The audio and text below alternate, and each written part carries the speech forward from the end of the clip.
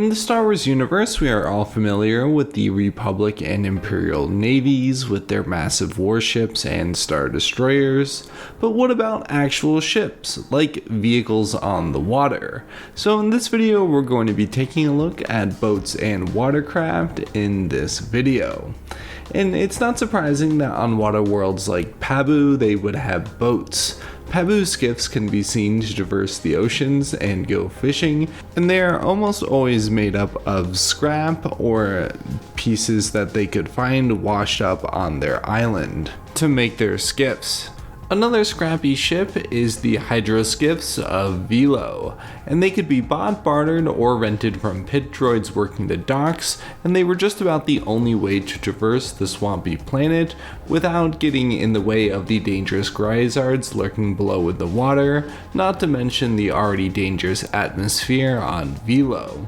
So the Bad Batch gets to see these first two boats that we are looking at, again the Pabu skiffs on Pabu and the hydroskiffs of Velo. In The Mandalorian, we get to see a Permanent Prowler 250 or a Quarren fishing vessel on the water moon of Trask, and it was manufactured by the United DAC Engineering Corps from Mon Cala, and interestingly enough, the Quarren and Mon Calamari on Trask actually left their homeworld of Mon Cala because of political turmoil and as refugees from the Clone Wars and the Empire. So that is why you end up seeing a Permanent Prowler 250 Quarren fishing vessel on Trask. And it certainly is one of the cooler boats we get to see in the Star Wars universe, with, it kind of having its own scene and of course introduction to Bo-Katan for Din Djarin. And it does have a Mammacore pin and lots of amenities for fishing, and I certainly would like to see another one of these in action besides just being blown up. This next vehicle isn't so much a ship, but the Gungan Bongo submarine. They were submersible vehicles used by the Gungans to traverse the oceans and lakes of Naboo, and they were manufactured by the Utagunga Bongomed Cooperative or Gungan manufacturers. And the manta-shaped hull of the Bongo was originally grown from coral using techniques that were kept secret by the Gungans, meaning that no two vehicles were exactly alike, and this distinctive hull, combined with the long electromotive tentacles that flowed from the back of the vehicle and spun for propulsion, gave the Bongo an appearance that resembled an exotic squid. And the hull was also very heavily armored against potential attack from dangerous creatures found in Naboo's oceans. So this is one-of-a-kind Gungan engineering, non-combative as there was no blasters on it, just simply to traverse the dangerous oceans of Naboo, and certainly one of the cooler and more memorable scenes in Episode 1, that there's always a bigger fish. And then a couple quick boats we can get out of the way, or water vessels that we see in the Star Wars universe that I mentioned before. We get to see the Sea Skiff surfing some waves on Kif Bir as Rey surfs her way to the fallen Death Star.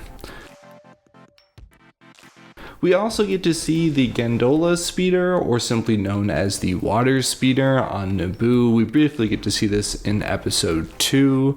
And in The Last Jedi, when we go over to Kankataka, more specifically Canto Bight, there's a brief scene where we get to see the Undisputed Victor, which is a yacht sailing on the sea of Kankataka for the rich and powerful, and it was owned by the Baron Yatu Atzmoon. And on Kamino, they also had their own submarines that we get to see during the Clone Wars and in the Bad Batch again.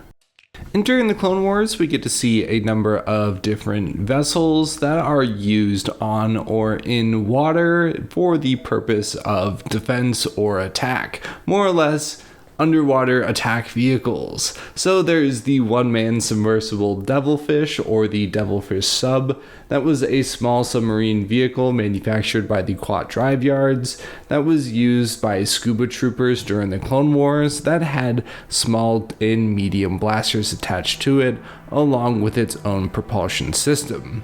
And weapons underwater was something that was interesting in Star Wars, as the Mon Cala had blaster spears, and on the opposite side, the underwater turbo sled Pike was a small submersible vehicle that was developed in secret by the Quarren Isolation League and was manufactured by Quinn Incorporated during the Clone Wars. And the Turbo Sled Pike was faster but not as well armed as the Devilfish Sub during the Civil War on Mon Cala. So these are two civilian / military one-man submersibles that did have a couple weapons. And then even the Republic had scuba troopers, like I said before, that had their own DC-12U beam rifles, so they had their own specialized rifle, and of course had flippers, respirators, and even a turbo jetpack on their back, so that way they could traverse a little bit faster underwater. And unfortunately, the Grand Army of the Republic doesn't have any designated warships for the water, or even attack vessels for the water, nor submarines for the water. They really are lacking. They kind of just deploy these scuba troopers from above. But the Acclimator can land on water, but we never really see it in the Clone Wars. I think we only see it in a couple of comics that the smaller Acclimator, not Venator, can land and take off in water, or can land in water when it's crashing and float type of deal. But nonetheless, the Republic doesn't have a whole lot of vehicles for the water, as opposed to the Confederacy of Independent Systems, which always has a number of droids for the water. So they had the Trident class gunship, which was manufactured by the Calicoid Creation Nest, and of course was used by the Confederacy of Independent Systems. And even the Empire, these were used to deploy the AQ battle droids, or the Aqua Trooper battle droids, a specialized line so that way they could more or less take over water planets. And the Trident class assault ship had large tentacles that could take down ships or take down enemies or buildings underwater. It also had a drill spike, so it could infiltrate buildings as well, not to mention small armaments, and could also be useful in water, in space, on land. It basically did everything. And to top it all off, they also had the Hydro Medusas, which were massive jellyfish cyborgs combined with armor and other cybernetic enhancements that were developed by the Carconans like Riff Tamson. And these were beautiful yet dangerous at the same time. The giant Hydro Medusas were large behemoths designed for underwater combat.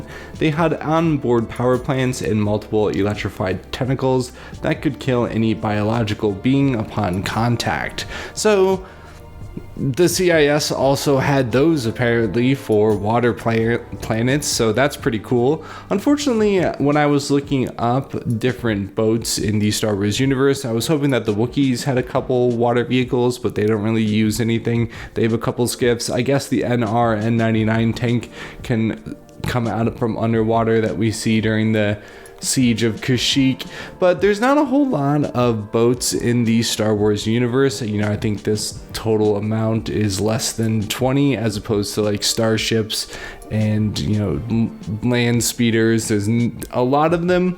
I definitely think boats is an area of Star Wars that could be 100% expanded upon, especially when we're going underwater as well. Underwater vessels have a lot of potential. I'm sure I'm missing about one or two underwater vessels, but that's all I could really find in terms of boats, watercraft, submarines, anything on the water in Star Wars. So with that, subscribe if you would like, comment down below, and until next video, goodbye.